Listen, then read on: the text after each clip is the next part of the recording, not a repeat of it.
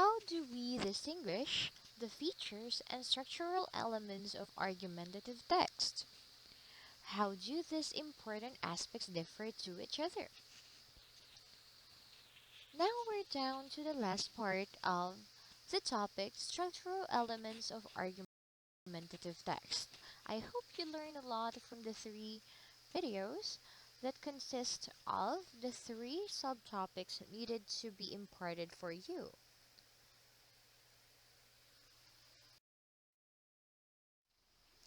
This is Miss Mayo again, and this is Grade 10 World Literature. Experience the literature of the world through English. Our main focus as a bonus will be distinguishing features of exposition, arguments, and conclusions in an argumentative essay. Continue reading the essay or the text later on. You need to answer the following questions. What is the issue talked about in the essay? What is the stand of the author about the issue? What justifications did the author cite to support his stand? In what paragraphs were these justifications found? What is the function of the second to the last paragraph? Is this in support to the stand of the author about the issue? What is the function of the last paragraph in relation to the stand of the author about the issue? And lastly, did the author convince you of his or her stand? Why or why not? Okay, so do you remember this topic? Correct. It's already discussed at the first part of our lesson. So Single Parents Struggle by Chris Polito. Now let's do the reading. Are you ready?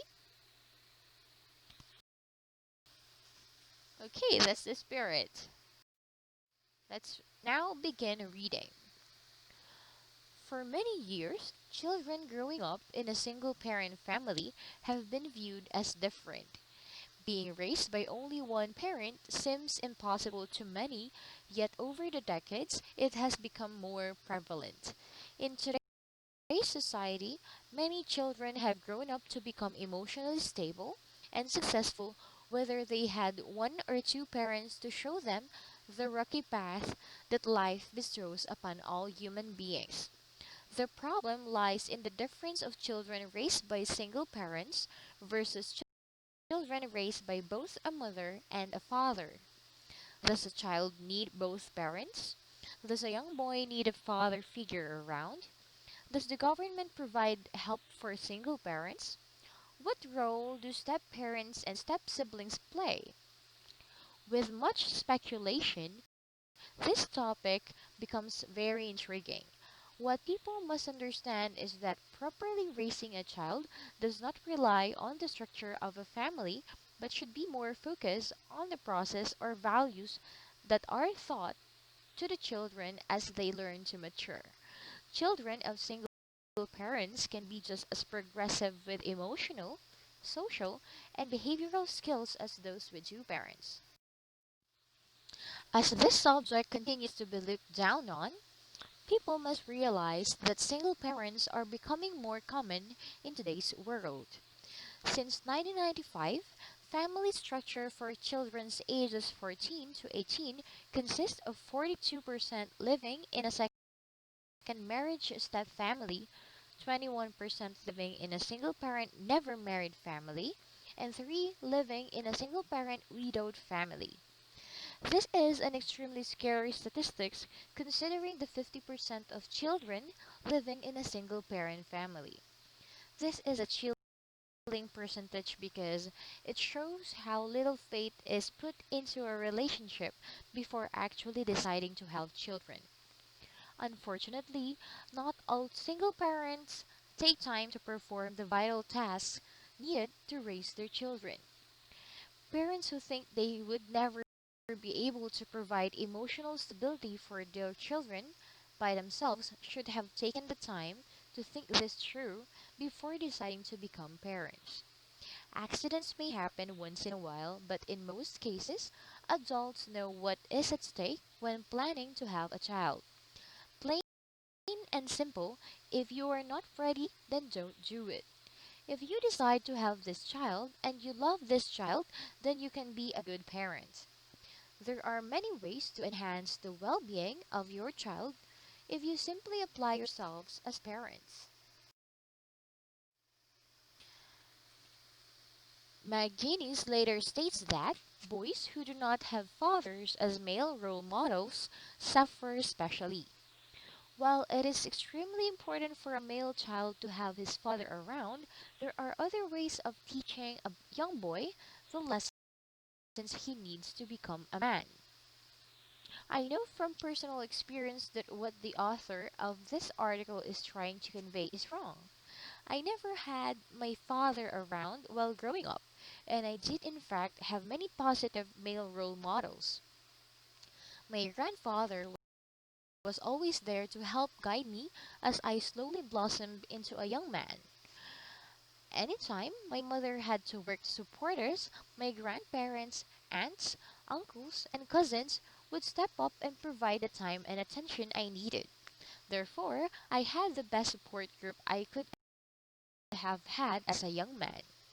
Being a child with a single mother had its benefits, although I came to find how hard it really was for her to always meet the needs of her child.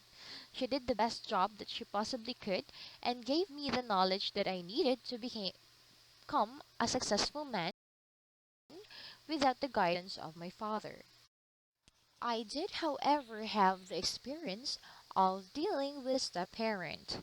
Today, 25% of all American children will spend at least some time of their growing up years in a step family.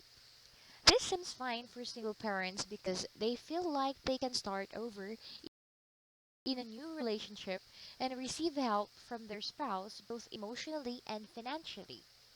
A step parent can cause confusion and emotional stress on the child since they have just had to adjust to only one parent and now have to adjust to a new parental figure stepping into the family role. Another factor of bringing a step parent into a single family's life is new step siblings to get along with. It might not be justified for a step parent to punish their stepchild like they would their own flesh and blood. As long as both parents have an understanding that their family comes first and that it is important to communicate between themselves and with the children, a step family could survive. Children who are raised with both a mother and a father have more attention from both parents, therefore, they get the emotional time they need to progress in life. This could be true, but not in all circumstances. It would not be beneficial at all to grow up in a two parent family who did nothing but argue and put each other down. Naturally, a child who sees this from a very young age until they are ready to be out on their own would only follow in the footsteps of all that they have ever known. Children who are raised by one parent who devotes their time and emotion into their child would benefit much more than a child who has both parents showing them that fighting and arguing is acceptable. Not all families are lucky enough to have a healthy structure. It is important for society and government aides to notice these structural differences and take action. There should be government funded programs to help assist single parent families with child care and finances for parents who must work and still have time for their children. Whether it's a mother and a father, a single mother, or a single father, children need guidance. They will only become a product of what they are taught from a young age, and these children are deeply affected emotionally by the amount of love and compassion that is put into raising them. Whichever family structure is implied, it must be one of respect and strong moral values that they can someday pass on to their family. Okay, now let's go back to the questions that you need to answer. You can simply pause the video and answer the following questions. Do you remember this preacher Maxim formula's comparison of a burger to a part of an argument paper? There you go. So, everything that is written in an argument paper are actually interconnected with each other. So, but for us to better understand what they are, we need to know the distinguishing features of this. For the exposition, it's mainly consisting your claims, and its purpose is to make your opinions and ideas known to the readers or the listeners. For the arguments, it focuses on providing evidences and proofs, reasons, and the valid proofs. Also, its function is to make your opinions strong with supporting details and evidences. Lastly, the conclusion emphasizes points discussed in a summary or restatement format. And of course, lastly, the function is for you to make your opinions matter by pointing them out to convince listeners and readers. Assignment: look for an argumentative essay. Read the essay and extract the following from the issue: general statement or stand, argument 1 and its supporting details, argument 2 and its supporting details, the counter argument, and the clincher or concluding statement. There you go. So, this is the end of the topic, structural elements of argumentative text. I hope you learned a lot. Until the next video, goodbye.